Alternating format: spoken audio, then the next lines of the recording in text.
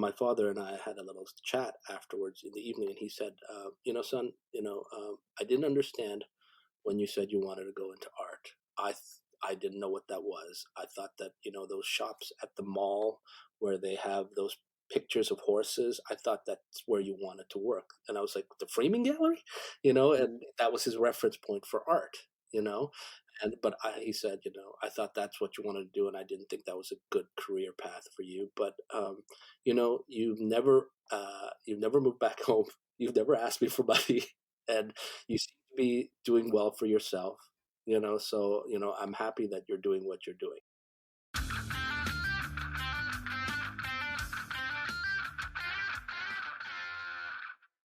Hey, welcome. I like to talk about writing things or things that have been going on to connect the dots.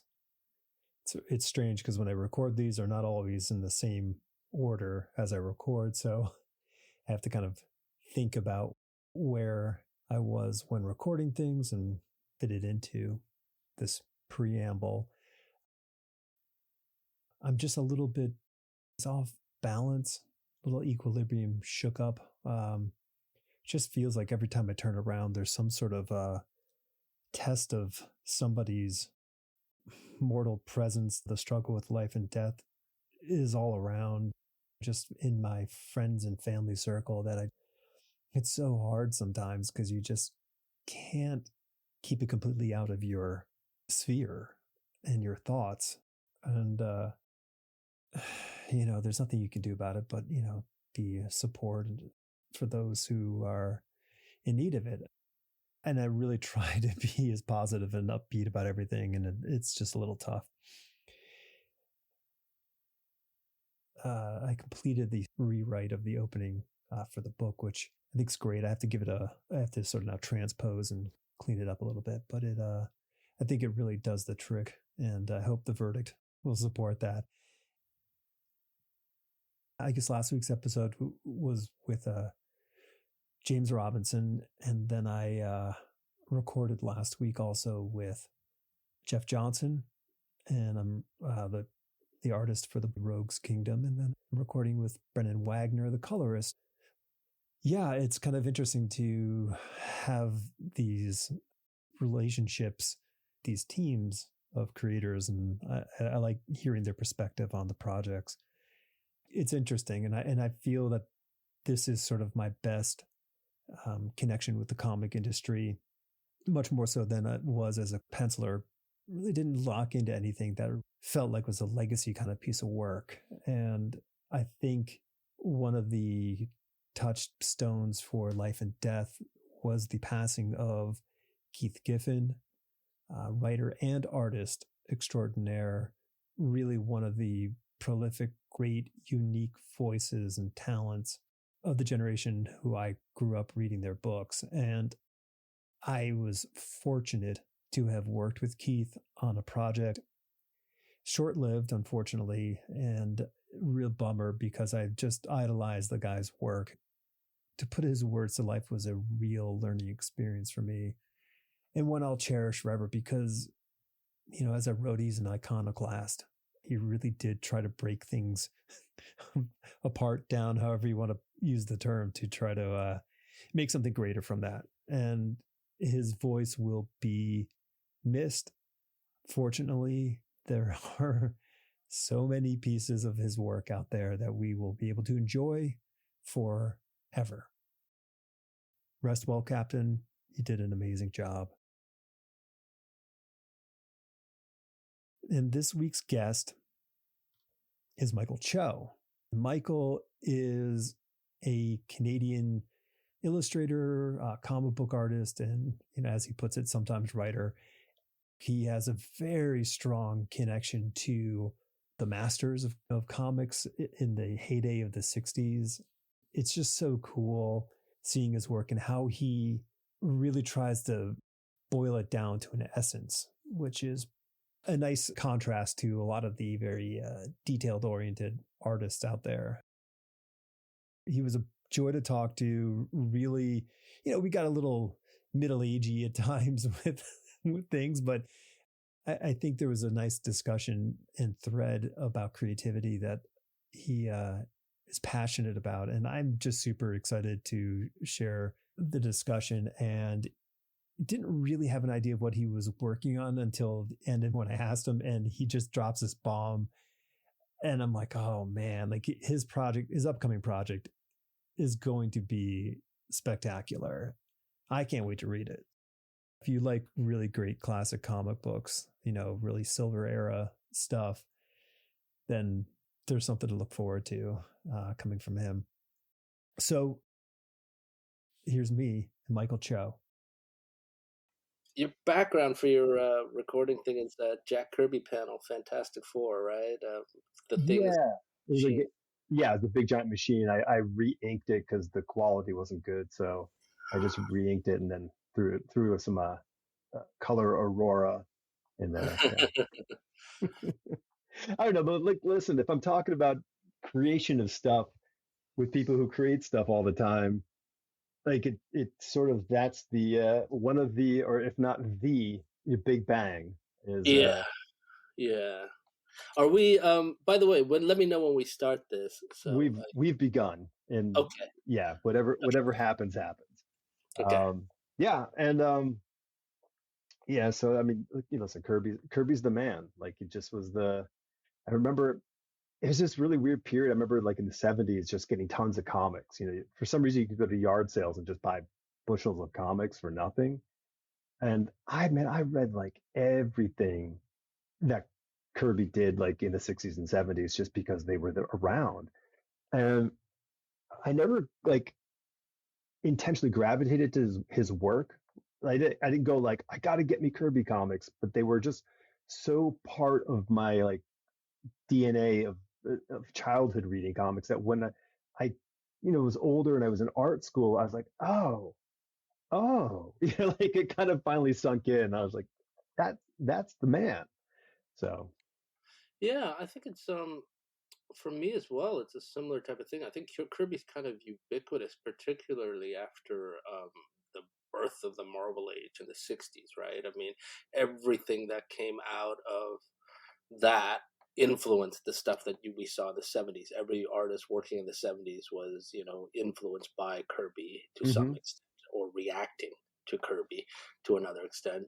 So when I was reading comics in the '80s, I would see people who had a Kirby-esque style, like Herb Trimpe, Ron Wilson, hmm uh, things like that, and then also people who had sort of amalgamated and added their own touches to it. Like one of my favorite artists as a kid was John Byrne, and John Byrne, for all his originality at the time, was also in a lot of ways an amalgamation of Ditko and Kirby, the yeah. best aspects of the Marvel Age. So, but for me, my exposure to Kirby was reprints, right? hmm I would always, when I was a kid, my parents ran a variety store, and back then Marvel would repackage reprints for monthly comics. So they would have like Amazing Spider-Man in Marvel Tales, and I would read the Ditko stories, and then they would also have the occasional Fantastic Four or Captain America stuff in another reprint package. And my all-time favorite things to get were the little pocket books. The Oh yeah, yeah. I still collect those because when I was like 9, to get like 4 issues or 5 issues of the first run of Fantastic Four in a tiny little hmm pocketbook edition, you could take that anywhere. It was portable. You could take that to a boring church picnic and sit on a blanket and read the Fantastic Four meeting Doctor Doom for the first time in a tiny format. So that was my real exposure to Kirby. And I, like a kid, I mean, you don't really think about the artist. You're No. thinking about the story. But I didn't like Kirby's artwork. I thought it was weird. I was a hmm kid that liked clean, safe, and understandable artwork. The Yeah. big fat outlines and bright colors and clean type of figures. But what I recognized even as a kid was that I had this collection, a pocketbook collection of Captain America stories, right? And Kirby did about 70% of that collection, and Stanley wrote all the stories, but they had a couple of other artists fill in. George Tuska took over the middle, and then there were a couple of John Romita Senior stories in there as well, I think. And I just realized that the Kirby stories were just better. Yeah. You know, Yeah. they were like when Kirby was drawing Captain America, I thought his drawing was a little weird, but I thought, man, these are really great stories. They're so fun. And then when George Tuska took over for the middle of the run, I was like, somewhere there's no juice in this anymore. It's just kind of meh. Yeah. And I didn't realize that what he imparted to comics was something that was that elevated that material. Whereas Hmm. without him, it became what it was, which is sort of disposable juvenile ephemera. But somehow through Kirby, it made it better, and I didn't realize at the time, of course, that it was him. I just thought Stanley wrote better stories or something. Sure. He was on that. He was on that month. Yeah, Yeah. it took until like I graduated art school, and then I reevaluated Kirby, that for me to really see the genius. Yeah. Yeah. Yeah. I mean, I really echo everything you say because it was this, this sort of like looking back, I'm like, man, like the bulk of the comics I did read, let's say between, 1971 and, 1979 were Jack Kirby comics. Like they were just because I had so many and I wasn't going, I got to get me a Jack Kirby comic. I just like, I wanted a comic. But there were so many of his things, and they would reprint, as you said, everything. Like it's like, hey, Marvel 2-in-1, there's a Jack Kirby comic in there, and you're like, oh, cool, I'm gonna read it. Um, but yeah, that I mean, I would even want to say it's like simple as just excitement or energy that he imparted. There was just another level of story that he was putting in there that kind of kept your attention. And I don't know, that's just kind of how I put it. And dude, you're dead on about the Byrne thing because I really like because to me, like if I made the looking at the tree of influences, I go, well, Byrne is directly of Adams, but he's a synthesis of Adams and Byrne because if you think of like classic Byrne like storytelling and sort of like heaps of tech, and rubble, it's so very Byrne to do very much like Kirby stuff. Yeah, and if you know what, I'm not the person who came up with that analogy.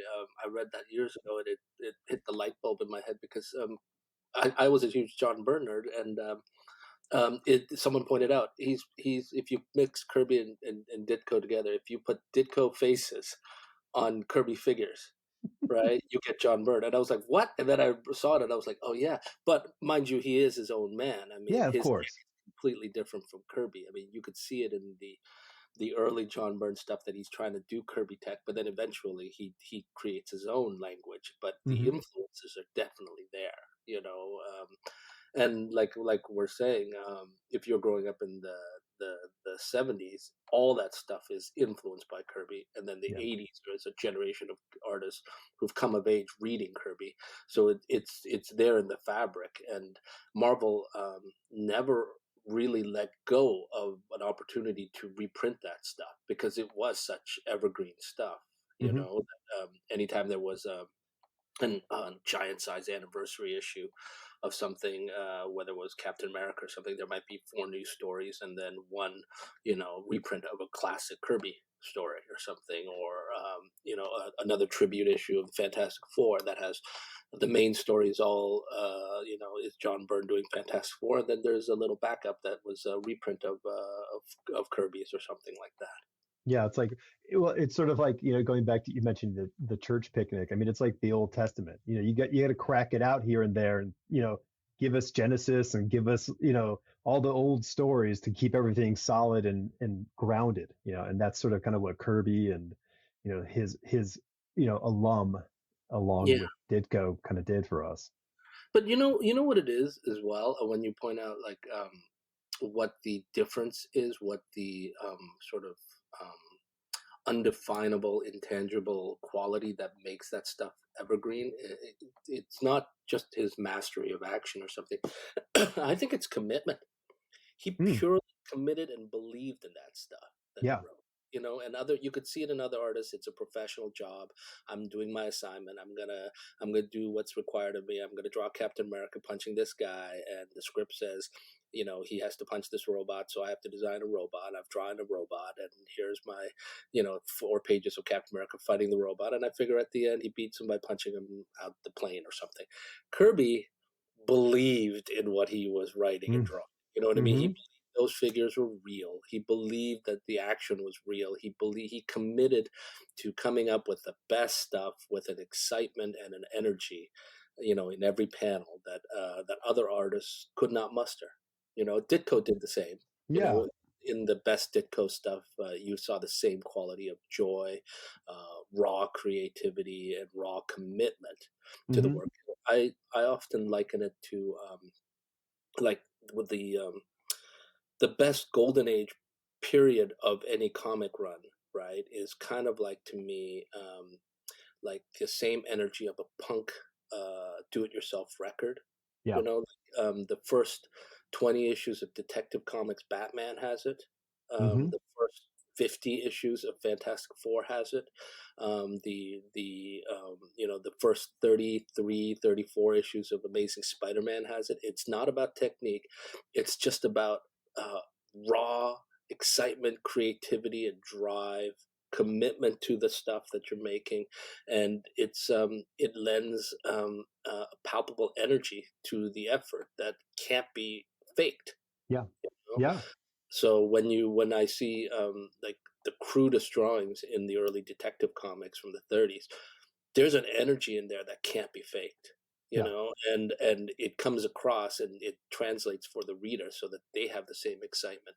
It's the same thing that I feel when I read those Ditko Spider-Mans, the Amazing Spider-Man ones, the early ones. I mean, by today's standards, Ditko's drawings may be crude, you know, Mm. but the sheer level of you can sense the excitement and the raw creativity of someone making it up as they go along and having a great time, Yeah. you know, and that trumps any kind of drawing technique.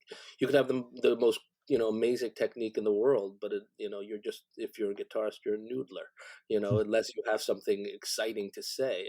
And conversely, you could have the crudest technique in the world, but at the same time, if you've got something, if you've got that energy and you've got something, a drive to express something, that gives the artwork its life. Yeah. No, I mean, that's perfect. You beat me to the music metaphor punch because I was like thinking the same thing. And it's that commitment to performance, regardless of whatever you're doing, whether it's with a pencil or with a guitar or anything. Um, and I also love the idea, the sort of the challenge of technique. Like technique, it always improves. It's like sports, I mean, the technique that is from the training aspect to the playing aspect in sports always improves. Like there's just a refinement factor. It's just the nature of of the human evolution, and we can often conflate this this sort of like refined technique as better than Hmm. something else. So if you play a movie for somebody who's young now and it was a really great movie in the 70s or the 80s, well, the technical sort of prowess of filmmaking has improved on the technique end. It doesn't make them better films. You have Yeah. to kind of look at it in context and go, well, this is amazing. It's just undeniable. And conversely, like, I mean, stuff that stays evergreen,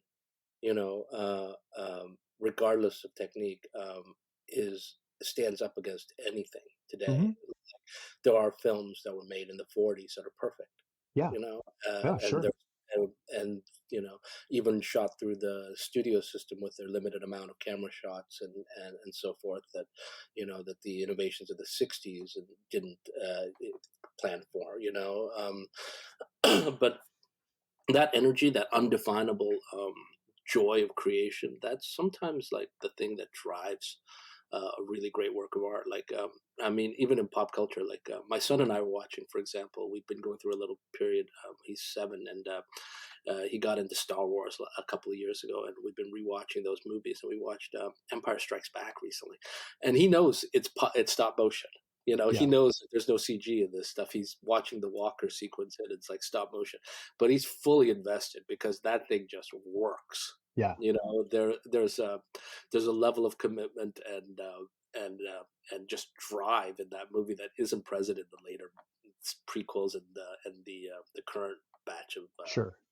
sequels and so forth. So, and it's marvelous. Like you can see the seams, but Hmm. it doesn't stop it from working. And so that like, and at the time when we watched it in the '80s, I mean, I was like marveling at how amazing it was, how great Yeah. special effects were. That, but now you see it and you go like, oh yeah, that's clearly a puppet, but it doesn't matter. You're No. lost in it. Oh, it was. I mean, yeah. I mean, it absolutely is, and it I mean, it's almost to think it's like a magic trick, because in the in the moment, if you've been invested, into that moment, you're not going to look at all the sort of the scars. You're going to look at what's happening, and like it's the magician kind of like moving that hand. Meanwhile, the other hand's doing the trick, and Right, and that's kind of what's happening on the screen. So yeah, no, I love that. I mean, and listen, things are being made right now that people will be talking about, 50 years from now oh in yeah. the same sort of reverence. It just, often we don't know, but I mean, And it maybe won't be the stuff that you think it is. no, It won't be the thing that's popular. I've long known that it's the stuff that remembered, like popularity doesn't matter. You yeah, know what I mean? The historical record will like when I think about painting, for example, I always think about Alphonse Bouguereau, mm, and the salon painters of the 1870s or whatnot, and they were considered the greatest painters of their generation. Nobody remembers that crap. no, Nobody remembers nymphs and satyrs frolicking in the woods in a photorealistic oil painting. Everybody remembers the Impressionists or yeah, Van Gogh or something from that era. right. So And they were considered like way out there. they were complete rejects. They were Yeah, considered, distasteful and not yeah, part of the proper society. Fauvists, man, like the Exactly. Fauvists, they were just like those people are ridiculous. But I love the photos, by the way. yeah, I remember looking. I had an Andre Duran print, while a reproduction on my wall for years when I was like 17 because I just loved the color palette. it, So it, it is like it really like if you hot tip, if you want to become a colorist, yeah, take a look at the Fauvists and yeah, really understand like how they are putting color down, because it is foundational to so many oversaturated kind of things that have been done yeah. since. And Yeah. also just to open up your mind from the standard thinking of grass is green, sky is blue. Hmm. That's the way I always describe colorists. Is like whenever we have a talk with other artists about colors, we're always going like, yeah, but is he like a grass is green, sky is blue guy, or is he and they're like, no, no, no, no, that's not that kind. And it's like, okay, that's my kind of colors. Yeah, no, it's yeah, and that's the cool thing about color is that I don't think I mean it's like I mean I think we're talking a lot about context in this, but like you can set your own context, and once you do, and once you get the reader invested, they don't care. They want the experience, and that's what the art, and all of it being art, but the art and the writing and the coloring all together kind of create this really experience, this unique experience if you're all searching for that. Hmm. And Right. I like again going back to technique. I mean, some of the like I whenever I talk about what you need to make comics, and I always tell people comics is one of the few mediums where you don't need a whole load of technique. Yeah. You just need energy. Some of the greatest comics in the world have been made by people who couldn't draw a lick. Yeah. In a traditional sense, but the energy came through. The story was great. The storytelling part of it worked for their technique. I point out. I shouldn't make some examples like this because it may be misinterpreted, but Jeffrey Brown, for Mm, example, is an excellent author of comics by traditional, appreciation. You would say that he doesn't draw like Neil Adams. He right. draws practically still stick figures, and yet he's vastly popular because his stories have an energy that kids totally understand. You know, Yes. his storytelling style works for that type of energy, and the overall impact of it is something that that is greater than the sum of the technical parts. Well said. Yeah, I mean, and because I think so many times that and I mean, like you and I also grew up in a time, and then people grow. I mean, but like you looked at comics, and what was in front of us were these very well polished pieces of work. These people are all editorially curated to a certain level, and if you didn't naturally have that, and you didn't have that little extra fire saying, "I got to get to that," it was I think it could be very dispiriting unless you have that sort of DIY punk attitude of like, well, fuck it, I'm just going to do whatever I want. But it's tough. Like, but now I feel like there's such a variety that people can kind of look and say, like, I don't need to be, the top draftsman to get a gig or to do a thing. Like, you can make a thing, and as you said, man, you don't need much. Period. No, and I think that's one of the best things about this current sort of online era, is that the old guard of people who make comics, think that their way of comics is like the only way of comics, and that the superstars in mainstream comics, whoever's drawing Batman this month, is probably the most popular artist in comics. But a little kid will tell you Raina Telgemeier is the greatest artist in Totally. comics, because she outsells Batman, what, 5 to 1 or whatever, Uh-huh. and another 14-year-old kid will tell you, no, man, this person who does these Instagram comics where it's just like about their cat is the greatest artist in comics. And the old guard might look at that and go, but that person can't draw a lick, Right. and it's not even in color. It's drawn Hmm. in MS Paint with stick figures or something. It's whatever methods you have to express your idea, Yeah. whether it's in one panel format and drawn in MS Paint, or whether it's an elaborate, fully colored digital painted thing, or anything in between, and or drawn with a ballpoint pen on lined paper for its own impact. It's the variety that's available, the variety that's available, and the venues and the medium, the channels that you can sort of publish this work in is just staggering to me. That Hmm. when I was a kid, I would make little zines, and I would make little homemade comics when I was 10 years old, and I would draw it on ballpoint pen on typing paper that I folded in half, and it would cost me money to photocopy that, and I couldn't always afford it. Yeah. And then and nowadays, you draw something in 5 minutes, and it's on your Tumblr account, and it's available to the world immediately, and you get feedback from around the world. That to me is just staggering. Yeah. The reach that you could have with whatever you create. So there really is no excuse, Mm-mm. for people who want to make comics today. Yeah. You can make it through whatever channels, and you don't have to support yourself with this. You can have a day job and still make comics, and you can also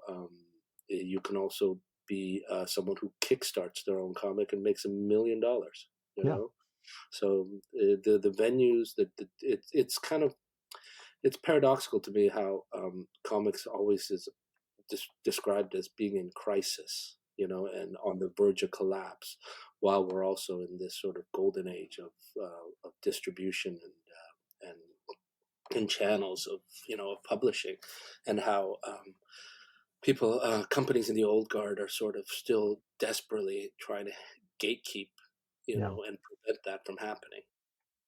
Yeah. Listen, I think, I mean, that the hard part is that, we are living in an extremely external period in time.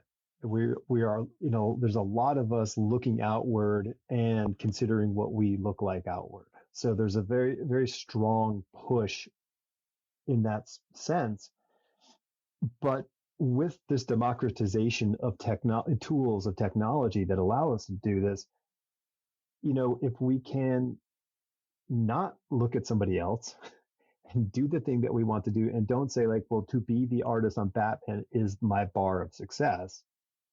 you could do anything at this point. Once you say, hey, I can do whatever I want, whether it's one panel or a million panels, I don't care. And it's just, if you can communicate what your intent is with whatever skill sets you have available in an in a semi elegant fashion, then go for it. Just have fun.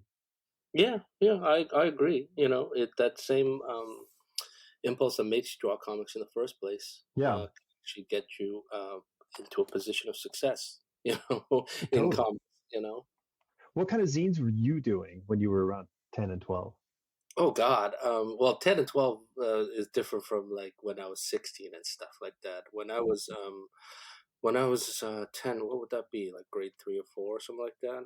I would put together little comics that were like pastiches of Marvel comics, Hmm. you know, in the 80s, because that's what I wanted to do as a kid, and like I would create my own superheroes, and I drew like a 10-page story and then a 20-page story, and at that time I had read a copy of How to Draw Comics the Marvel Way, so I drew it the proper way. I drew all the little, construction of the figures with Hmm. the that you split it into quarters for the face, and then I inked it with. I tried to ink it with a Crow Quill pen, but just could not figure that Oof. thing out at that age. So I inked it with the tools of the '80s, which is felt tip pens, Sure, right. and I lettered it. My lettering is still pretty good, by the way. People are always like laughing at the fact that, oh my god, you could letter, and I was like, yeah, I learned this when I was like 10 years old. I know I could letter like Gasper Saladino or something, um, and I put these things out, and they were my comics. And then as I got older, I would make little zines that were mostly like a few drawings, a page of comics, record review, that kind of thing. Yeah. And there was very little circulation on this. I mean, I might have given them out to friends as Christmas presents and things like that. And I Hmm. continued that all the way to my 20s. Like, I would put together like a little 8-page comic of like a monkey in space, and then I'd give that out to friends as a Christmas present, or and then when I was breaking in, one of the very first conventions I went to was one in town, which is great, a local one called the Toronto Comic Arts Festival, TCAF, which is sort of like SPX but on steroids. And at the time, it was early in the career. When I went to TCAF, I made some zines with my wife, and one of them was like a 20-page comic story, just about kids running around at nighttime, and then and I actually sold them. And and by this time, mind you, I was not trying to make a living as a comic artist. I was working as an illustrator at that time. Hmm. So I actually sold them at a loss. I sold them for like $2 because I figured that's what zines should be priced at. Right. Yeah, so I continued that until I got way too busy and I couldn't do that anymore. But I always wanted to go back and make zines, but nowadays it's like it would probably be online or a risograph or something like that. Right. But yeah, yeah, the risograph would be great. I mean, I kind of feel like the blog took over the zine thing. You could just kind of Yeah, make, yeah, it really did. you could kind of create your own zine as a blog and just kind of go that way. My friend, Jay Stevens had this insight years ago about what happened to single panel cartoonists. Was that once social media was established, whenever you had a grievance or an interesting thought about, societal observation or something like that, you would make a little one panel comic strip or a comic about that. And then it was like once Facebook arrived, he said, it was just easier to make a quick post, a Hmm. little text post, with a joke, a wry joke in it, than to spend the 6 hours it was to make a polished, one panel, societal observation comic or something. And I was like, oh yeah, you're right. And now, I mean, it's just a series of memes, you know. Totally. Yeah. I mean, I guess maybe we could hijack Inktober into that daily societal observation comic. God, I have never done Inktober ever, It and I is I crazy. applaud anybody like Chris Somney. can hit Oh, deadlines and do Inktober, and I'm sorry, I will never, you will never get me to draw someone else's prompts for yeah. no. That's just like I will never have the time for that. Yeah, well, it's funny because it's an extra layer. Like, man, I get it. It's sort of kind of the prompt sort of eases, I guess, your selection process, but then like the pressure to like be clever and create something witty, of some Yeah, sort. no, I don't need that. I don't need that. Right. I don't want to be. Also, years ago, started running into people who were like trying to corporatize Inktober or something, and Right. we're trying to turn it into something like I think I ran into the guy who he was at New York Comic Con and he introduced himself as the guy who created Inktober, and he was desperately searching for a way to monetize this thing, Yeah. bitch. And I was just like, come on, man, like look, just can you just not accept that you just made something that was good for the community rather than need to get rich off of it? Like, why does money have to enter into every single thing that we do? And it was just like it was so stupid, and people were trying to prevent each other from using the word Inktober and things like Right. that. And I was just like, see, this is where we're at as a society now. We can't just do good things for each other and play little games online. Everybody's got to make money off of whatever they do, their hustle. So it was kind Uh-huh. of dispiriting, and I was like, I get this, like, why don't you do Inktober? And I'm just like, buddy, I got a family. I Yeah. draw for myself. I don't need prompts for it. And if I want to share it, I will, but I don't need a deadline for it. If you want me to draw something for you for Inktober, then pay me. But Right. Yeah. otherwise, I reserve the right to draw things for myself on my own time. Yeah. Well, listen, Dr. Heimlich did not demand a fee for his idea. Exactly.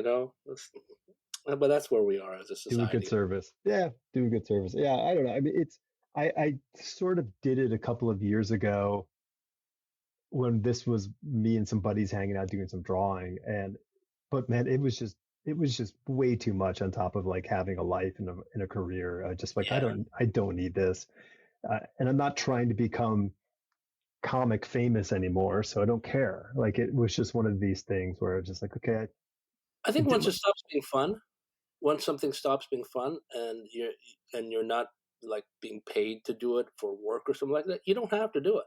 yeah, yeah, It's just, unless it's a responsibility that you absolutely have to fulfill or something. If it's not fun, particularly artistically, then it's work. right, And if it's work, then you should be paid. sure, totally. And that was kind of always my mentality. Maybe I that's get why. this from I get this occasionally from people, and it's like those there's a list of little pet peeves, right, that you get from people who don't understand what it is to be a professional artist. And one of the top 10 pet peeves I have is if I draw something for fun, and let's say it's a licensed character, right? Let's say I drew, oh, I don't know, Scooby Doo for fun. Mm, Right. And I posted that on my Instagram. I get comments from people who say, now draw Speed Racer. right. Right? And my response to that is only if you pay me, Yeah. because this is something I did for myself. And once I take requests from the gallery, right, then it's no longer fun, Yeah. right, for me anyway. Hmm.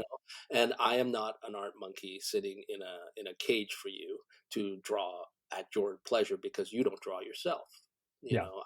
I am a professional artist, and this is me, on my downtime having drawn the characters of Scooby Doo.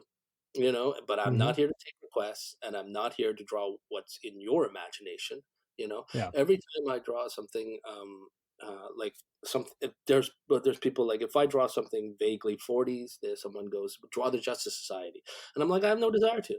If I draw, I don't know, Doc Savage, they go draw the Shadow, Hmm. right? And I'm like, you draw the Shadow. You Right. know, it's the same kind of thing that my wife and I talk about this, where we both started in children's book illustration, Okay. right? My wife is a acclaimed, award-winning children's book illustrator, author, and designer. She's had bestsellers. She has a book list that is a mile long of accomplishments. right? And she's primarily works in Canadian's children's publishing. I have a much smaller resume in children's publishing because I left a lot sooner because it wasn't the field for me. But we both had the same experience. Whenever we'd go to a dinner party, and we'd meet people and friends and stuff like that, and they'd ask, "What do you do?" And someone says, "I'm an orthodontist," or "I'm a physical therapist," and then you say, "I'm a children's book illustrator." You know what the number one comment back is? But It's, "Oh, so you could draw my children's book." yeah, sure. You know, and it's always something like they corner you there while you've got that little half smile on your face, and they're Mhm. going, it's a story that I wrote. It's about the witches, but it's called the Sandwiches because they're witches, but they're made of sand, Uh, and they're the sandwiches, and you're just sitting there going like, you don't know anything about me. You yeah, don't know what my style is, whether I'm appropriate, what my credits are, the fact that I'm a published professional illustrator who works with actual publishers. You have a vague children's book idea because everybody has a vague children's book idea. And your first words were to say, so you could draw my children's book, you know, right. if, we're all interchangeable, all artists across the field that, I don't know, Jack Kirby could do the same work as Raina Telgemeier or something, but that we could be your servant now, Hmm. And I always have to sit there and bite my tongue, and my wife is much more pleasant than me at the meeting, but I always have to bite my tongue and go, well, no, I'm committed. I don't take any unsolicited work or something like that, and it's always been like a little jab at my side that I always go, God, I just wish I could not tell people that I work in this field or whatnot, Yeah, so they don't have to corner me and tell me about their idea that they've never actually put on paper.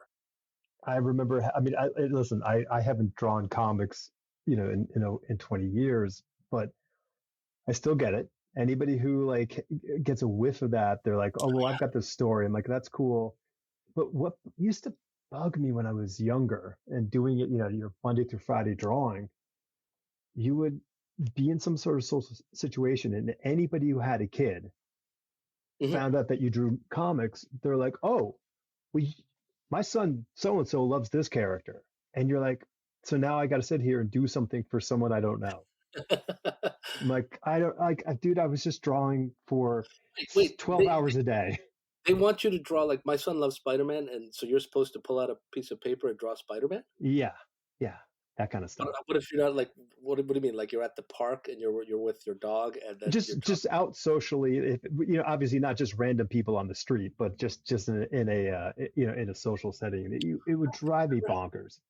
That's one I don't think I've had. I've had people tell me that maybe I've misread it because I've had people tell me my son loves Spider-Man, and Yeah, I've never saw that as like I've never read that as now draw a Spider-Man. yeah. I've always I been would like, just I wanted to carry around my tax receipts and just hand them to them and say, "Well, you handle my taxes, and I'll take care of the drawing for your kid."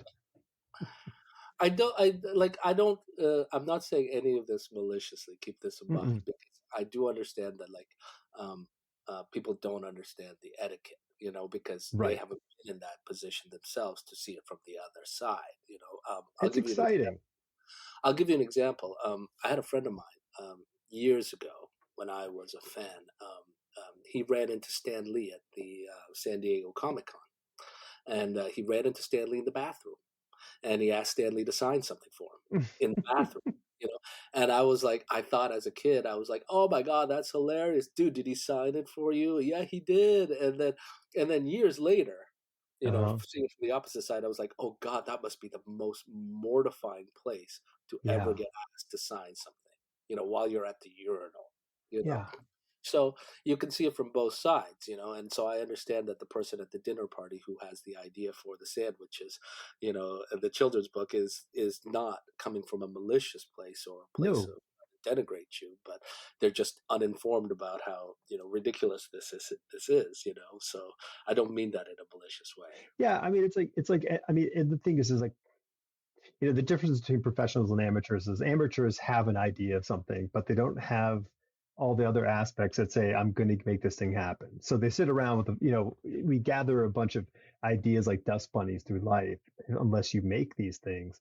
So Hmm. when what seems to be a lightning bolt event of opportunity strikes, they're like, "This is it. This is the moment," and they jump on it, even though they are completely just not in the right.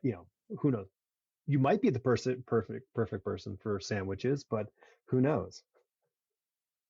Oh man, I one time, uh, if we're just gonna do the airing of grievances here, one time I had a guy at at a convention, and it was a particularly dull convention years ago, years and years ago, and he wanted to get a print from me, and he wanted me to draw a Superman on it, and I said I don't want to do that, and he said why? And I was like, well, this is a print of my artwork, and I don't like defacing my own artwork Mm. and with a little random doodle that doesn't fit on here. There's no reason for it to be here. And it's like, well, can't you just draw me a little Superman on the corner of this because I really like Superman? And I was like, no, you can either buy this or you don't have to. And he was very adamant about this, and I kept saying, no, I will not deface my own artwork with a random doodle. This is a print of artwork that mattered to me. I put something into this, and finally, he acquiesced, and then he tried to explain himself by saying, "Well, I'm putting together an anthology of comics, and maybe you'd be good for it, Mm. to draw a Ugh. story, in it, right?" And I said, "No, I don't want to participate in your anthology." At that point, he was hurt, and he said, "Why?" And then at that point, now I'm exasperated, so I let him know. I was like, "Look, you don't know me from Adam. You've never seen my artwork ever, you know?" And this fella, he was standing there, and I said, "Look, you have this anthology of comics. You don't know me from Adam. You didn't know who I was when you approached my table, so you don't know what my artwork is like, or what my storytelling skills are like. And so, therefore, if you want me to draw a story for your anthology, then you're either a piss poor editor, right? Where regardless, whatever artist you get is fine with you, or you don't actually have an anthology and you're just saying that. So Hmm. either way, I don't want to participate." Yeah. And he slinked away, and my buddy Andy was beside me. He said, "Oh, dude, you really laced into that guy." And I was just like, I was at the end of my rope, man. It was 20 minutes of arguing that I don't want to draw and deface my own artwork. What do you want me to do? He Yeah. has to move. You know. It's so tough. I mean, I think we live in a very customizable age of fandom where you can directly interface with the people who you think are amazing and get them to do things that you want versus like enjoy the comics that they make or the products they make. And now we live in a world where you can say, "Hey, Michael, I'm going to pay you whatever your fee is to draw the thing that I want you to draw." And it's this kind of interesting kind of model that didn't really exist predominantly for a long time. And you know that's how people are kind of primed at the moment. I don't mind that part of it. Yeah. I mean, like 99.999% of fans are great, and I Yeah. always am happy to meet them. And the fans who want to pay me to draw commission for them, that's an acceptable exchange. I don't do commissions anymore, and I don't sketch at shows anymore. But the thing is, that's a perfectly acceptable exchange for Mhm. an artist. If you approach an artist and they said, and they have a little sign that says, we'll draw commissions, and it's $100 or whatever, or $200 or whatever, and you come up and say, I'd like a drawing of Wolverine. That's a Yeah. perfectly acceptable arrangement that's been, done for decades. I remember being 14 years old and meeting one of my first pros. It was Paul Smith, who was Oh, drawing good one. X-Men.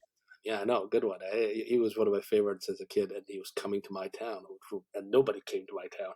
And I approached him, and he was doing sketches, and I said, "Can I get a Wolverine and a Colossus sketch?" And he said, "Well, that's two heads, so therefore it's $40, kid." And I was like, "I have $40, Mr. Smith."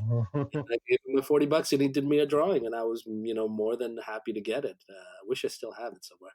I don't know where it is, but Wow. yeah, but like, that's a perfectly acceptable exchange. And, Yeah.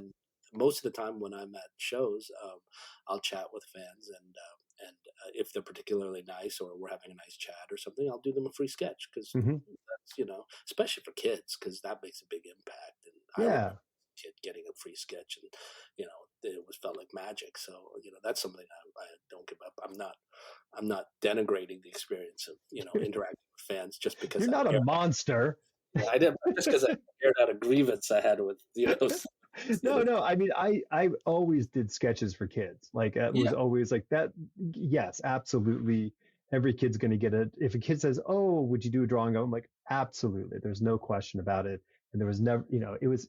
I would discount the cost of it all the time. I'm joking. It was free. Um, yeah, but I think the expectation right now, just sticking on the grievance side a bit, is that I think there's an expectation of the customer is always right kind of approach kind of thing with this, and it's not exactly that. I mean, this is an agreement that we have to come to versus just an autocratic decision. So what is an experience in that scenario of the customer's always right that you've had, or a specific example that doesn't have to be a true life experience?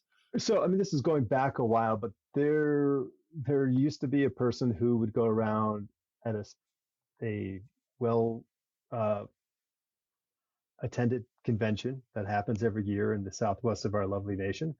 And this person would go around with a sketchbook and say, "Hey, would you draw character X?" And you go, "Sure." And they were always female characters. And Oh you go, yeah, "Okay." okay. You're talking about crazy sketch dudes. Yeah, I'm talking about a specific Yeah. individual. There's plenty of crazy ones, but this one had a very specific fetish Okay. Okay. that had to I do with underwater activities. Okay, So okay. We have, yeah, you know what? We have every artist has a pile of these, and we all shared to figure out where these regional guys are.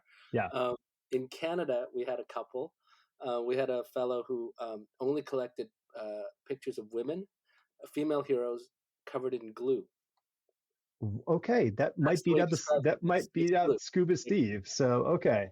So yeah, and it was he'd always describe it as I want a picture of name your female superhero, She-Hulk, covered in glue, Power Girl covered in glue, and that's the way he described it. I always turned this guy down.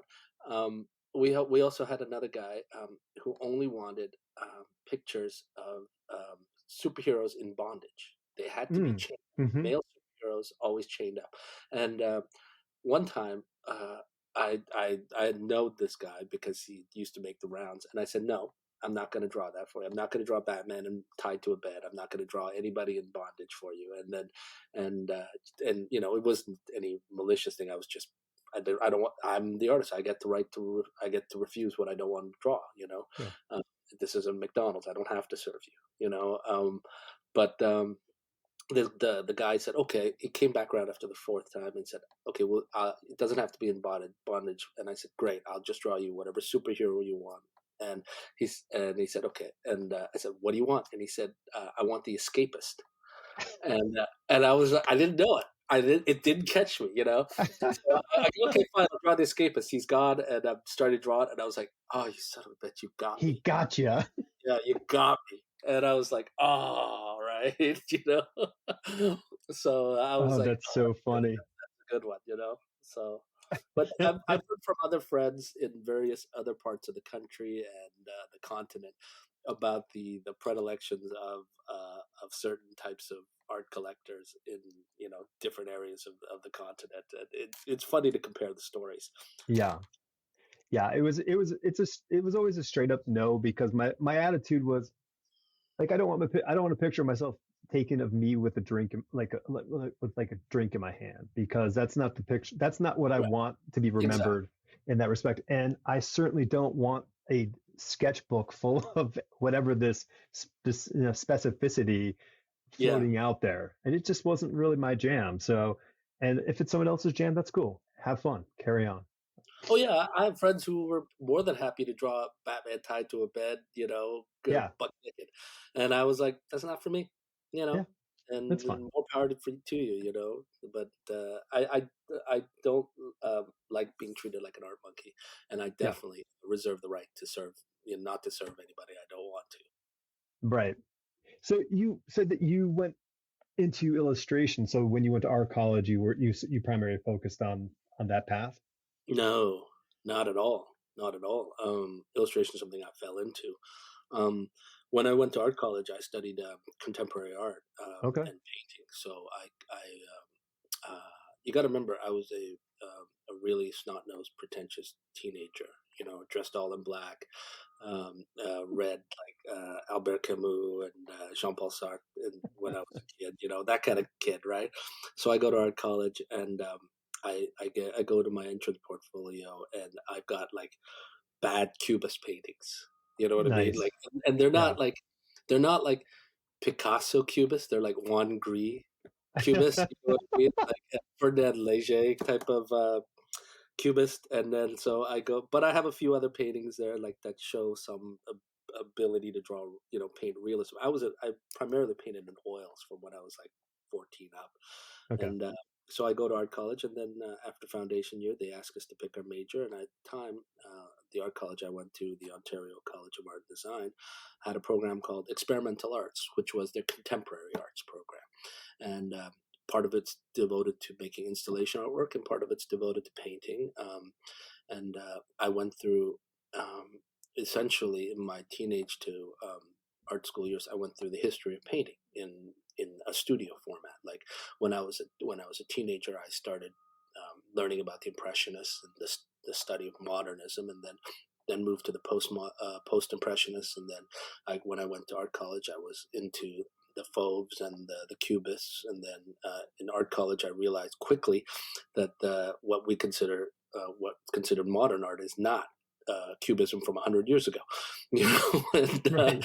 and and so I went through the history of modern art, where I learned sort of studied and appreciated the abstract expressionists and de Kooning and things like that. And then I moved toward the pop artists of the '60s, who I still love.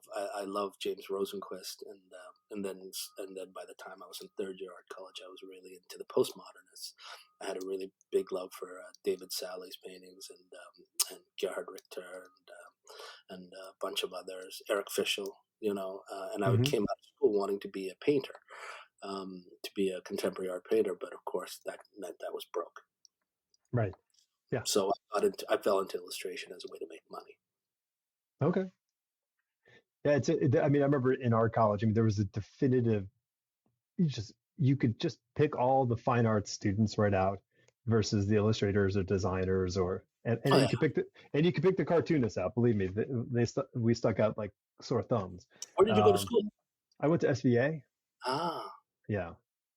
So the tail end of the old guard of teachers there. So I had a Will Eisner as my portfolio yeah, teacher. And that school is really highly regarded, and I've seen a yeah, lot of graduates come out of it. And it's interesting to see that like they had such a from an early point they had like a comics program, because when I went to art college, we had none of that. There was like well, it started out as a cartoonist school. That's the thing. It was post World War II. GI Bill thing started up to teach vets and other people how to become cartoonists and illustrators, and then so it went from cartooning to illustration and out, and eventually film and everything else that it took up. well, I went to a more Ponzi art school where the cartooning wasn't even mentioned. Comics No, were mentioned, and illustration was even considered. We in the painting program, we used to make fun of the illustrators because it was like sure. illustration department actually had all the money, like they could afford color photocopiers and stuff, because that brought in the money to the school. But meanwhile, we in the painting program barely had sinks that worked. You Hmm. know, Oh, because you're and clogging them up with oil paint. totally, and it was disgusting. And it was a studio program, and when I came out of it, like I have no training. I have no formal training as an illustrator. It's all self-taught. Right. Oh, wow. Okay.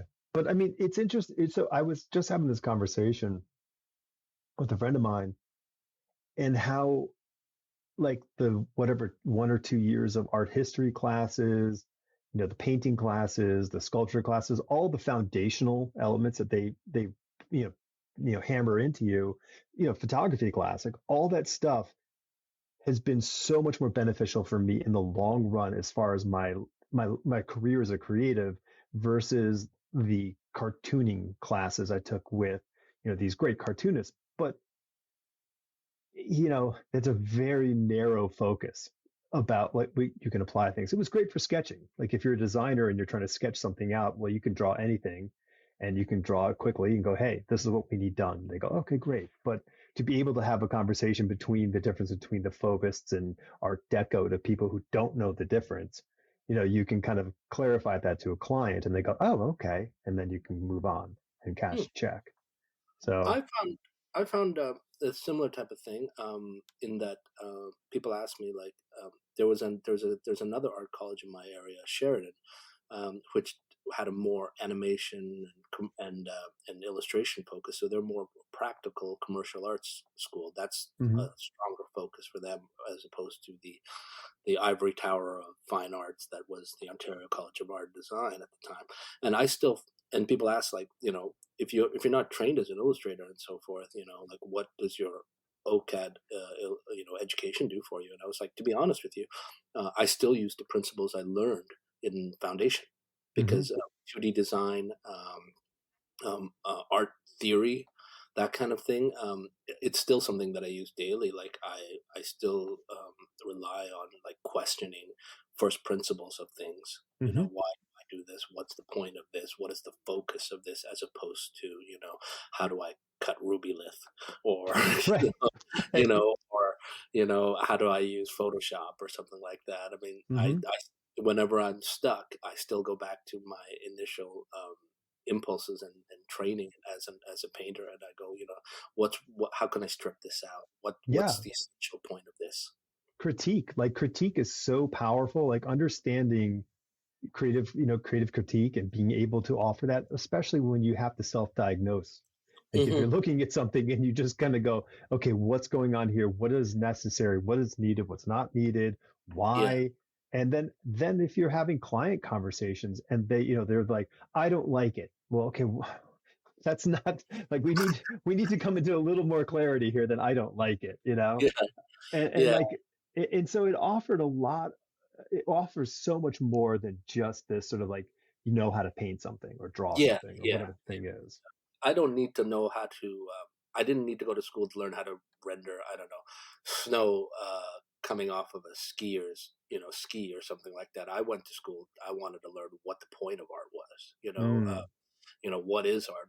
What's a good way to think about art? What are different ways to think about art that aren't the way that you normally think about art?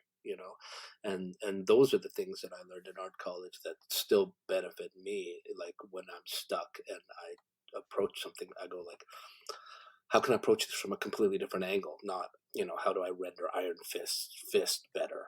You But know? it is a pretty cool fist. Um, I mean, what was it? I mean, so like, I mean, going back to your Joy Division T-shirt wearing age of I did 17 have a there. Joy Division Of T-shirt. course Okay, you did. I had You read Camus. You had to have one. yeah, okay, okay. Um, but if you're going back to that, what was the thing that made you like vector into that arena of question? Like why do you feel you were questioning everything? Like what was it for you?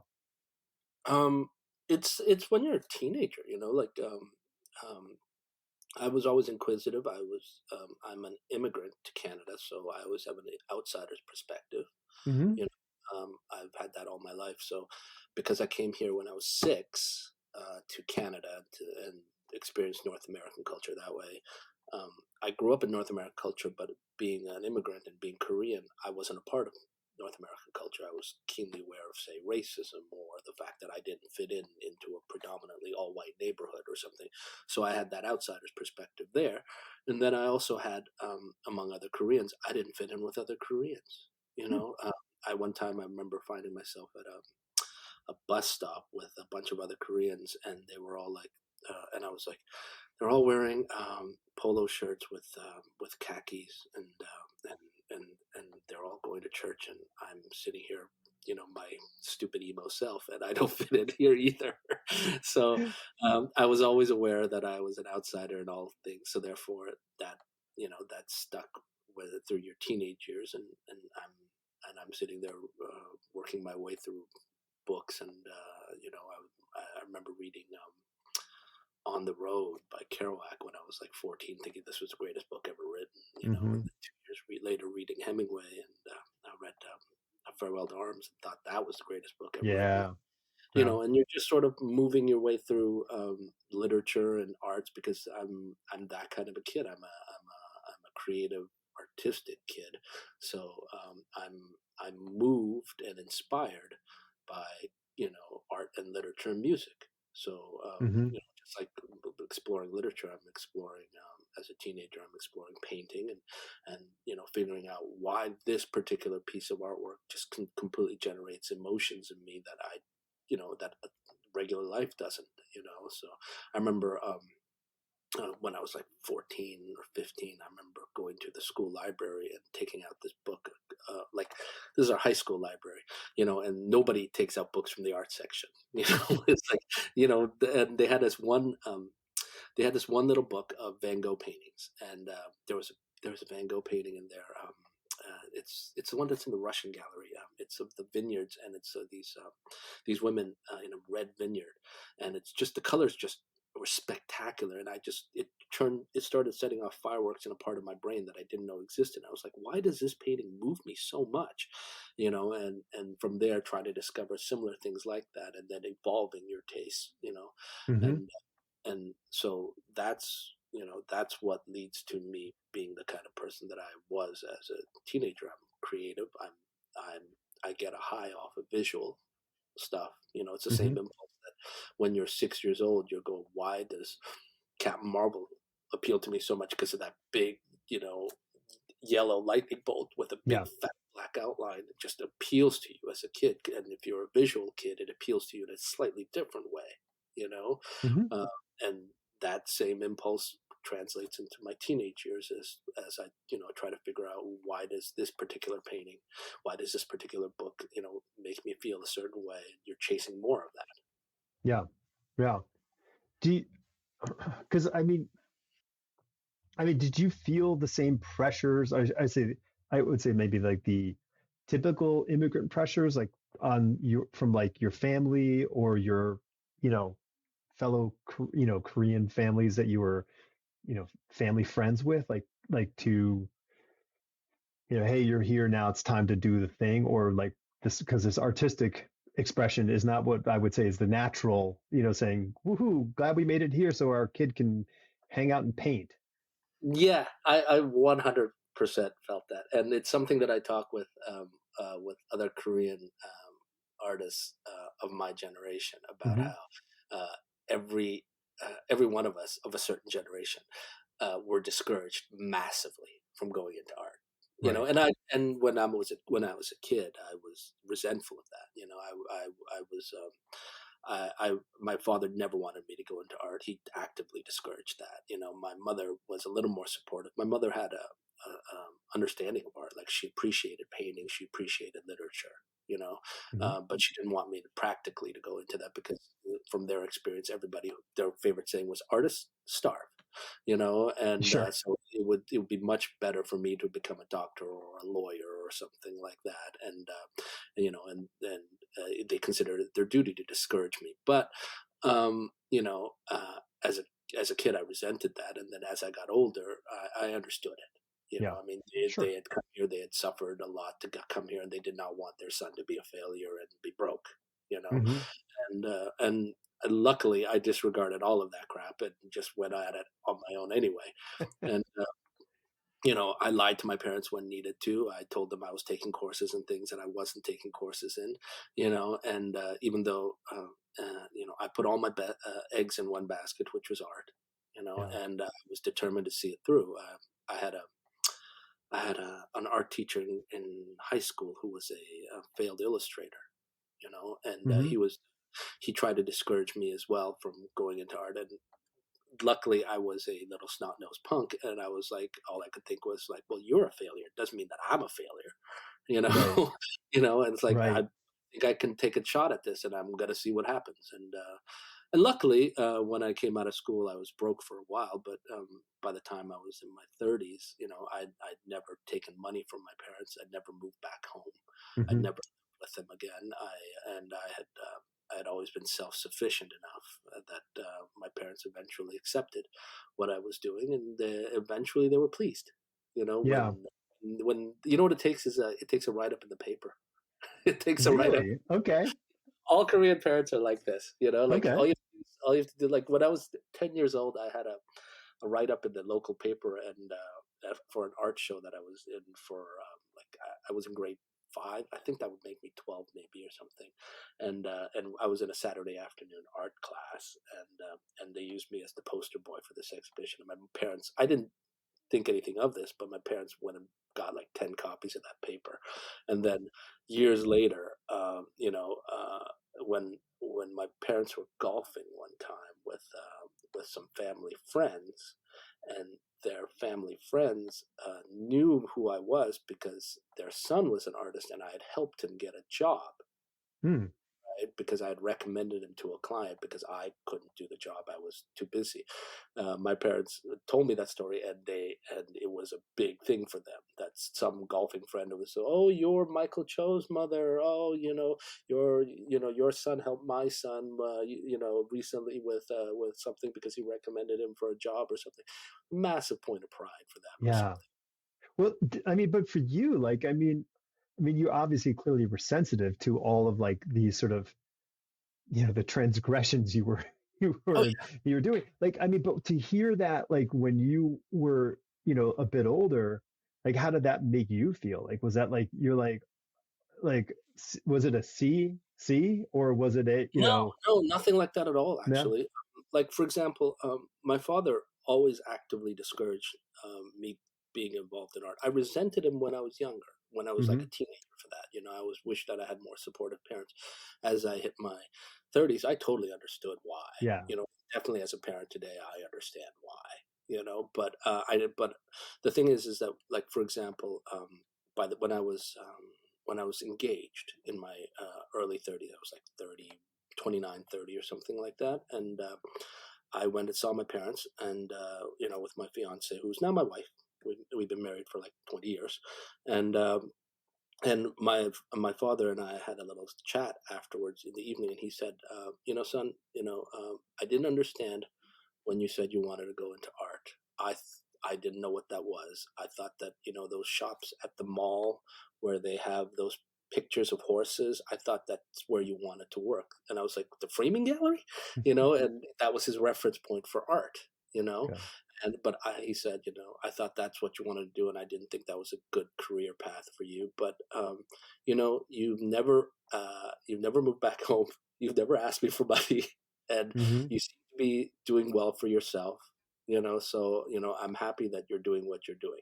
And when I tell that to some other Korean friends, that story, they go like, "Oh my God, did you cry then? And did you say see?" And I was like, "No, actually, I had from when I was like 21 or 22, I had given up or thought of any need for parental validation.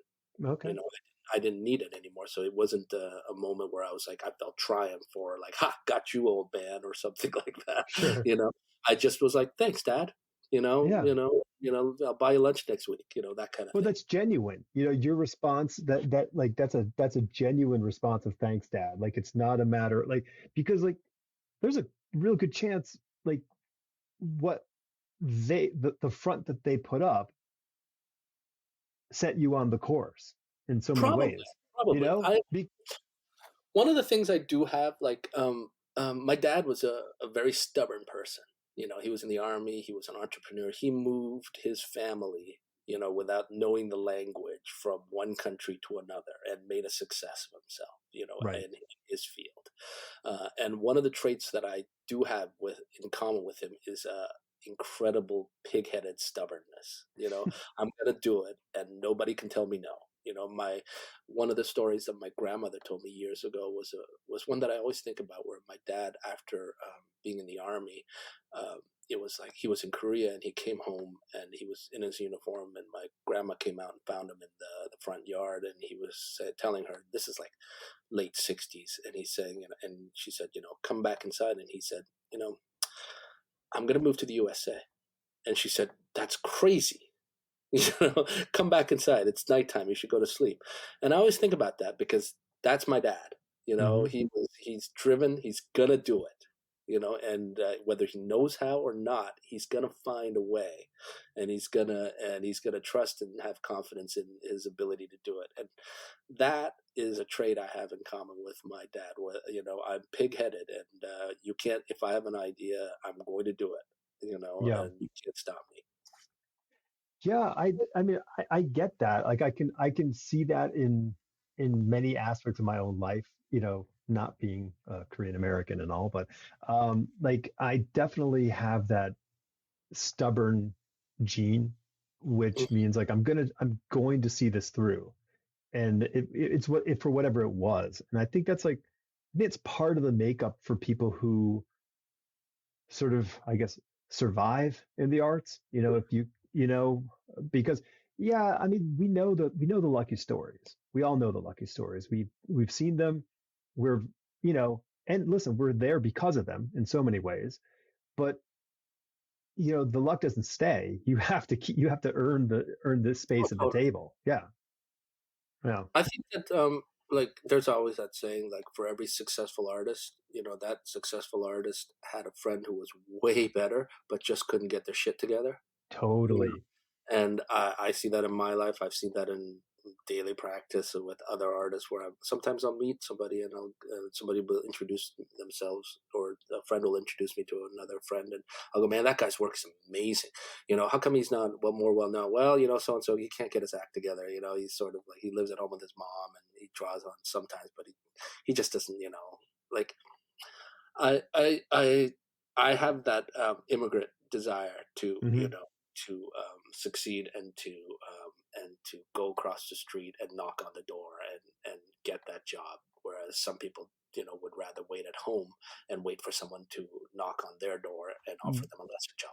Yeah. No, and the thing is, people aren't going to knock on the door. Like you really do you have to be the one knocking. That's just how the game works. So hopping back to comic books, I'm trying to like, I'm thinking about your fine art like interest and looking at your work. Like, we were talking about Kirby earlier, but like, it's interesting how like your interest in art, in thinking of modern art in the terms of what was happening in the late 1800s, early, 1900s, and your interest in like stylistically so many sort of classic aspects of comic book artwork from the 60s.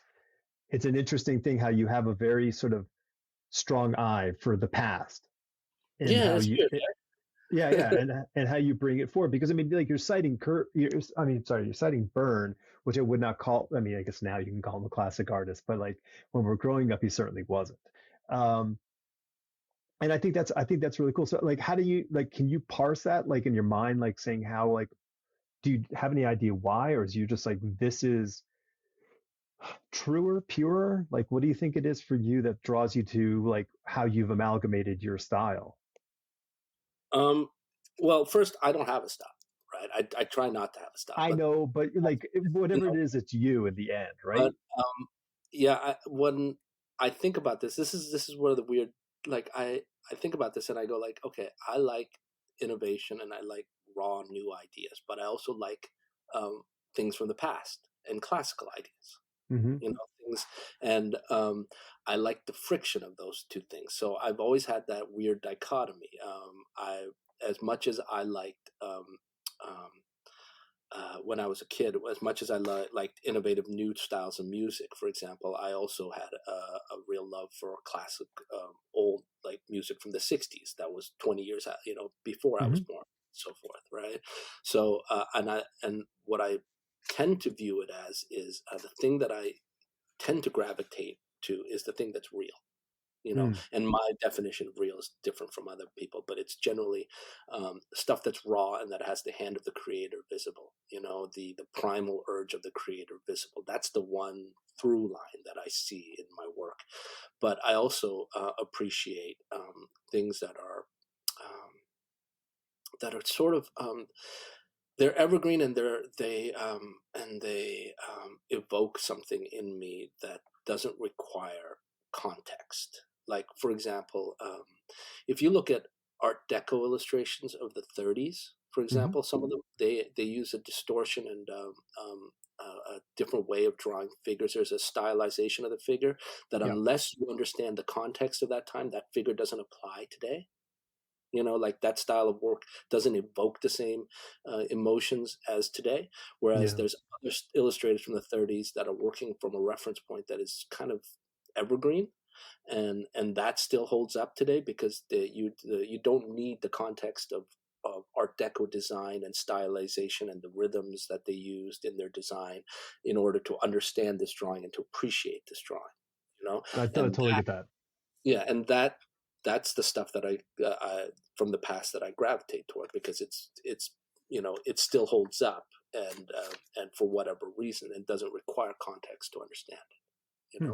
So that's the stuff that's retro that I really gravitate to. But I also have an impulse to chase after and appreciate like more modern and contemporary work, and I love a lot of contemporary artists that are working in a completely fresh way, and the thing that's the if I analyze it, the thing that's the unifier, between all these contemporary artists is a search for something that's raw and authentic Yeah. as opposed to slick. You know, Sure. the enemy of what I do, and the thing that I fight against. Sometimes I embrace this in a weird way, but the thing that I fight against is slick. Mm. Right? Like when I was working more in illustration, the one thing that you could always rely on when everything else went wrong, right, in a drawing or an assignment was that you could always make it slicker. You Sure. could always make it grow by make it slick and polished, and that'll be good enough to get out the door. And that's the enemy, right? Yeah. You want a raw, better idea, right? Yeah. Now, sometimes if I make this into a music analogy, for example, I like the raw 4-track demo, right, with no production on top. I like Hmm. the song that's recorded on I like the version of the song when you just came up with it and you're recording it in your kitchen table and you've got your 4-track demo and you could hear the cars going by outside, but the raw energy of you just having written this song 30 minutes ago is there. And then the studio recording, 6 months later with 50 different takes on the cowbell, kills all the energy, right? Sure. But occasionally, if I can get even more into the weeds here, I like the thing that is pure production. If the production and the studio effects are it, there isn't Hmm. anything else but that. It's kept raw.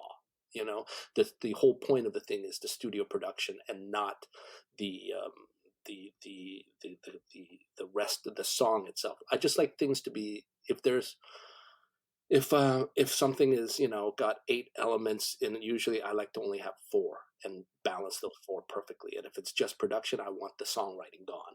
You know what I mean. You know what I mean. I want it to be raw. That's what Right. I'm after. And that's the through line. So when I see artists that I gravitate to that are new, I'm like, that's what I see in them. Sometimes I go like, oh, that's fresh.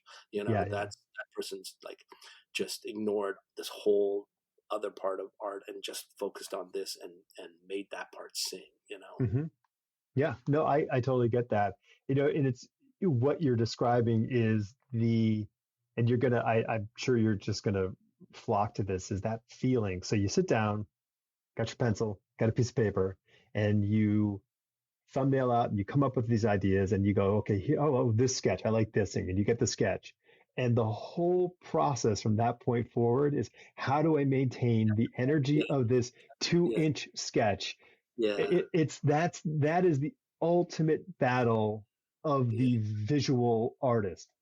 yeah, yeah. No, to keep that energy that's in that sketch. And by the way, you can't. It'll No. change.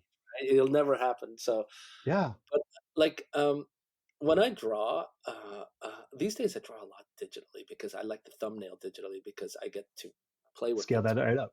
and I'll do the final on paper or whatever. But things I I budget time uh, to I call it post processing time to fuck with things, Oh, right? Like to cool. strip stuff out. So whatever idea I came up with, if it's good, and I think this is the perfect idea and everything, I still budget time. Let's see what I can take out.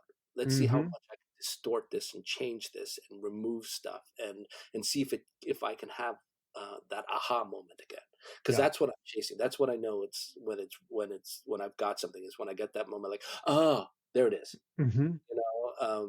and I'll budget time to fuck with things, an image, and just keep stripping stuff out or radically changing the colors.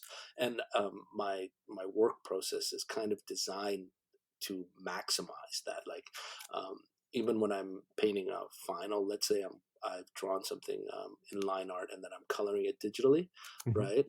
I put every color on a separate layer, right? Ah, okay. Just so that Yeah, I can strip it sure. out or change it to a red to a black or to Uh-huh. or a blue and see what happens, And right? not So to all have that weird overlap. Yeah, yeah, yeah. I get it. yeah, and so that I didn't like put all, let's say I'm rendering a face, I didn't put the face on one layer, including all the shadows and such. So I can just Hmm. sit there and go like, now I'm going to see what happens when I take the shadow out of the face. Now I'm Yeah. going to see what happens when I take the color out of that face. Now I'm going to see what happens when, I change the red into, let's say, make it black, and now the red doesn't exist anymore on this picture. So my process is kind of built to mess with things and to not accept the initial idea as the final thing. Uh-huh.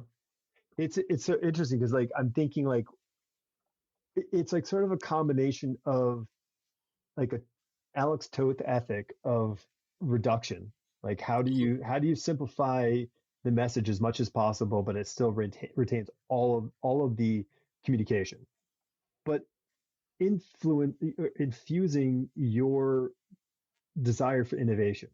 So like you take this reductionist kind of approach, like okay, well let's take out a couple guitar tracks, like let's keep this Yeah, clean. But then it's like, but how do we play with the production aspect, and how do we make what we have here kind of fresh. really, yes, yeah, Yeah, yeah. When I used to work in this, and I still do sometimes. I used to work in this style where I didn't uh, have any lines. It was all based on light, right? hmm It was like a couple colors and then light. So it was shadows, and the whole point was to eliminate as many lines as possible and just make the work on color and shape. And I still do this occasionally. But when I was working that way, particular, I used to think about that Toth code. Eliminate the redundant line. uh-huh, And that made a huge difference for me because I realized that back then it was like, why does when somebody paints Times Square, when they draw all the details and they draw all the damn signs and they draw the license plates and the numbers on the license plate, why does that never look real compared to when someone just draws a few flecks and some colors and some hmm shapes, and that impression of Times Square gives me the feeling of Times Square yeah, far more than that super detailed, photo traced, basically line hmm drawing, right? And it's because there's room in the drawing for you. There's room in the hmm drawing for your head to fill in the rest of the details. yep, The work breathes and requires participation from the viewer in order to complete it. So therefore, the viewer sees far more in the drawing than is actually there on the surface. yes, And that was like a guiding principle in my work for a long while. As I've gotten older, I've gotten bored because one of my other things that I always say to myself is I don't want to bore myself, so I'm always switching things up and trying different things, and anything that I accepted as a principle of art, I'm open to questioning again. So hmm years later, I went and I decided, well, I've ignored line for like a decade. I'm going to go and see what happens when you add lines and just build right, drawings based on lines, or slicker digital color and see if there's something there for me that I can work in. So but I still have that reductivist tendency that Toth had. yeah, I remember reading a quote where it was somebody said, "A drawing isn't perfect when there isn't more to add. A drawing is perfect when there's nothing more you can take out." yeah, And I totally. remember that it was like that makes perfect sense to my head. Yeah. Yeah, yeah. No, I that was always a very strong design principle for me.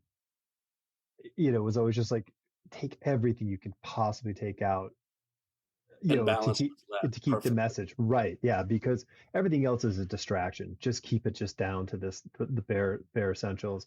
And you were saying about the shadow no line. Like that was a very much what I got out of like Mark Chiarello. Like you look at Yeah, Chiarello's work and you're like, that guy is just pushing color, shape, and shadow on us. yeah. Chirella's great. I mean, like, geez, what a loss for the comic industry not to have him as art director at I DC. know. And I Jesus, know. like, I used to like I've worked in illustration for what 20 years, and I've worked in comics for what 10 years as an overlap on that. Okay, Hmm. and I can count on the fingers of one hand the art directors that can draw. Yeah. you Yeah. know, and I can count on one finger the art director who could draw as good as or as better than me, Yeah. and that was Chiarello. Yeah. It's a unicorn of unicorns. Hmm. You know what I'm saying? Like Oh, I know. to have that vision and then to find that years like what was it like 3 years ago that DC cut him, and I was just like, Yeah. this is a bean counter mentality, man. Like you do not know what you are losing when you lose a guy with this eye. You The eye, the experience, and the ability to inspire the people know? who work with him to be better. Totally, totally, I mean, that and was, how oh, many dude. good artists, how many great artists, like, have I talked to over the years who, when I asked them, like, "So how did you get your first gig?" It's like, "Oh, it was Chiarello," Right. Oh, for you know? sure. For sure. Like I mean, I didn't get to work with him directly, but like, I mean, John Romita Sr. Like, I mean, like you knew he was there. You Oh, knew, yeah, like, yeah. you're like, okay, like there's a chance that he's going to keep, like, if you did something with Spider-Man, he may see it, and you like it damn well better be Spider-Man There's an for him. excellent critique that, Art Adams, of all people, posted, about John Romita Sr., redrawing something of his and showing him, right? And Hmm. I was like, "Yeah, that's an art director," Yeah. you know? And like when I talk to friends about Chiarello, I'm just like, yeah, like I came in because of Chiarello, like at DC. He gave me my first DC assignment, and how many other people who are radically different from the accepted norms in comics did Hmm. he bring in and see something in them that would That's the bring job of an something art new? director, you know? Exactly, Yeah. exactly. No, no, I firmly agree. And, that kind of stuff is a loss. And I do wish both companies, and I only speak about them because they're larger entities that it can afford to have positions like that. But like that would be a great thing. Like take a look at any great artist over the age of 50 and really consider them, for that position, because to be able to build and foster a future for the company on a visual level and an artistic level, it would be invaluable as an investment. But it doesn't have. I mean, like Chiarello was 50 when he took that position. No, no, no. I'm saying, but like what I'm saying, but like that way, at least you're going to front load a lot of experience in there. Right. You Like, know. and to be fair, like, Marvel has an excellent eye in Tom Brevoort. Yeah, Uh, he's fantastic. Like yeah, when I would do panels, I would talk about like editors who had a really great impact, and I always point out Chiarello was great and Tom Brevoort is great yeah. because he'll give me ideas when I was starting out at Marvel, and in an email, and it'll just be like two sentences, and it'll open up a whole world of thinking. He And I'll be and like, that's fantastic. I can come up with 7 covers based on this idea. he's invaluable for them in that same respect. I mean, because he has all this sort of like knowledge of Hmm. of an experience of being there for so. I mean, look, Tom, I wrote like one of the earliest books stories I ever did. Like, I mean, like, we were both young dudes back then, and Yeah. yeah, I mean, he's great, and nobody loves Marvel Comics as much as he does. Like he just loves Marvel Comics, so Yeah. he's And great. he's got outside the box ideas, like Yeah. as in his position, like he sees the whole as opposed to Uh-huh. just the little pieces. So therefore, he can come up with something that like ideas that are outside of the mainstream. Yeah. Totally. Yeah. I mean, and I mean, I like to. I mean, I like to think of this stuff because I mean, I think because comics is my first love. Um, and I just think, to say this stuff puts it out in the universe, maybe it rattles its way somewhere one day and ends up in you know, somebody's action list. Who knows? Um, so what's going on? Like you're done conning. You're done conning the North America for the rest of the year. Are you working on any projects? Do you have anything coming Yeah. out that people can take a look at, or what's going on, man? Well, I am my big project right now is I'm finishing up work on an original graphic novel for Abrams Marvel Arts, featuring the Silver Age Avengers, and it's part of Abrams' initiative with Marvel to put out hardcover original graphic novels, much like I think the first in the line was the Alex Ross one, Hmm. Fantastic Four: Full Circle, and so this one is in the same line, but it's not a continuation of that book. Obviously, it's a new one, and it's written by my buddy Chip Kidd, who asked me if I wanted to do this, and I said yeah. We came up Amazing. with the idea, and so I've finished penciling it, and I'm about to start inking it. And then, other than that, I'm working on a bunch of covers for Dark Horse's Lucasfilm Star Wars Oh, graphic. cool. So I should probably maybe I shouldn't announce it, but the hell. But it'll be announced in New York Comic Con shortly. So I Okay. think, and I'm doing a bunch of covers for their graphic novels there featuring Star Wars characters. And other than that, what's on the list right now? I am drawing a cover for Amazing Spider-Man, a variant cover, some other small ones, and just catching regular cover assignments and the Cool. occasional illustration assignment. But the graphic novel is the biggie. That's the That's one that's amazing. taking time. Chip's great. I got an advanced reader copy of his first novel years ago. Chip Kids? Yeah, yeah. It was you know, I don't know if you've ever read it, but it was basically it's kind of like a autobiographical kind of, you Yeah, know, novelization of his experience cover in props. design Yeah, school. And it was great. It was fantastic. So, but my big question to you in that one, hearing that, who's doing the cover? I am. I know, I'm just saying, but he's also like the preeminent, you know, cover designer for the last 30 years. Well, So Chip's a friend of mine. I think what'll happen is I'll do the artwork, he'll do the design. I Right? think that's a great, That's been the way that we've been working on the mock-ups for this cover. yeah. But it's great collaborating with him because he's a friend, right? He was my editor at Pantheon when I put out my last graphic novel, and also we worked together on a Batman story for Batman Black and White years ago, brought in by Chiarello, right? And he's incredibly enthusiastic, and he loves comics, you know, Oh yeah. and he has an impeccable design sense, as you know, which can't be questioned. And he's also incredibly generous enough that when he gives me a script, he goes, "Feel free to edit and change what's needed, and do it your way." You know, so Mm. there's a level of trust in that I trust his abilities, and he trusts my abilities, and we try to bring our best qualities to the project. Yeah, that's amazing. I mean, as a designer for over 20 years, man, like Chip is one of the people I've always just kept a close eye on because I just think his sensibility is just really unmatched. And he has a world class Batman collection. Oh World, yeah, yeah, yeah. He is world. yes, yeah. He stands in a class of his own in that one. Yeah. Yeah, I when I saw the Batman memorabilia book that he has, and then I was at his place, I didn't realize that. Oh, you actually own most of this. Right, right, right. This was just a photo shoot in his own place. Yeah, It felt like it. yeah. It's kind of crazy. Makes me think of the I don't do you know David Irwin from DC? No, He was like the special projects guy who handled like a lot of licensing stuff for like films and I know projects Mark there. used to be at DC, but I think that's a different Irwin. So David Irwin, I do not know. Yeah, and I remember walking in his office and he had the plaster bust of Nicolas Cage in the Superman outfit.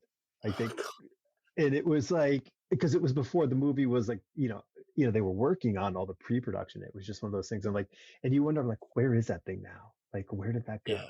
You know? you know the weird thing is I don't have a thing for like memorabilia Yeah, I don't or collect anything. yeah, same with me. Like, you know, like I have friends. I remember helping friend move years ago, and he had like Tupperware bins full of action figures. I don't have a single No. damn action figure. I got one little thing in my studio, and it's this that someone gave me, and it's a statue of Jack Kirby, and that's about as good as it There you gets. go. That's the one thing I got, and I still talk to it occasionally. But other than that, Yeah, like, I don't collect the items.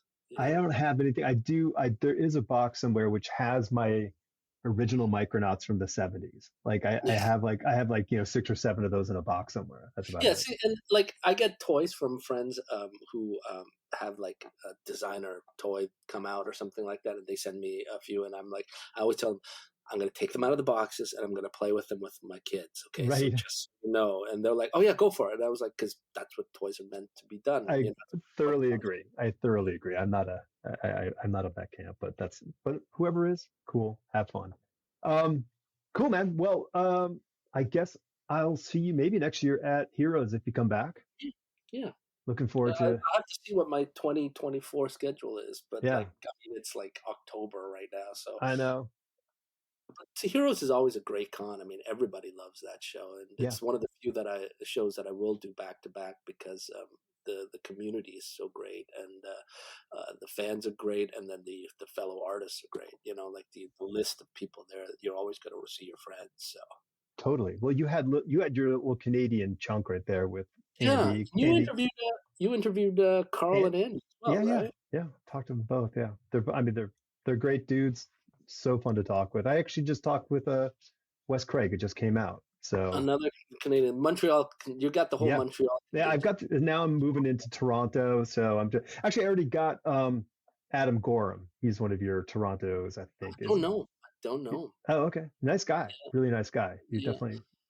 I like Andy, Carl, and Wes. I know Andy and Carl used to both be in Toronto. Wes is like Montreal through and through, right? Yeah. So, but Andy and Carl used to be in Toronto. We used to see each other every week for lunch, Oh, and nice. they have a studio just a few blocks from my place. So, but Toronto has a large contingent of artists as well.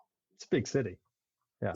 And it's also like every comic creator eventually in Canada moves to Toronto for a little while just to meet up with other people, and then they realize it's too expensive and they go to Montreal or Nova Scotia. Right. Because I mean, you had Becky Cloonan up there for a Yeah, while. yeah, Yeah. yeah. Yeah. Well, Yeah. Becky was in Montreal. I don't think Was she she? ever Oh, went to oh Toronto. yeah. No, Yeah, you're right. She was in Montreal. You're right. You're totally right. Yeah. Becky's great too. So Yeah. Of course. she's Of course. almost honorary Canadian, Oh, well, listen, if it all goes down in the negative way down here, I'm sure she'd like to hear that officially. Yeah, So, we get socialized medicine. So yeah, healthcare is how dare you be so civilized? great. All right, man. Well, listen, it was great talking with you, and I'm looking forward to the graphic novel. This is pretty exciting. I'm looking forward to finishing it. It's Yeah, been right. Now, I've been now you just have to do it all. It's actually really cool though, because it's filled with like 2-page spreads and giant splash pages. It's my opportunity to go full Kirby. I've actually had an immensely good time drawing it. And I don't normally say that. Like it was like every page was a joy and a challenge, but it was like I was like laughing as I was drawing it because I was having so much fun. There's to have like I was drawing 8-page and 10-page stories and 20-page stories as I was warming up to draw the stories again. From Hmm. just doing covers for so long. And it was when you're doing a 10-page story, it's like what Will Eisner said: you're conducting a symphony in a phone booth. Every panel is important, and you can't waste a single panel. When you have a graphic novel, you can stretch out and do like interesting sequences of storytelling and that was just super fun to do. Oh, dude, that's great. I really can't wait. I guess that's gonna be a later this next year kind of thing for the rest of the Yeah, world. it'll be announced, I think, sometime in New York or soon when Abrams announces it. I Cool. think it's already been soft announced, but there'll be a big rollout. Michael, thanks, man. I hope to talk to you soon. All right. Thank you very much. It was a pleasure being on your podcast.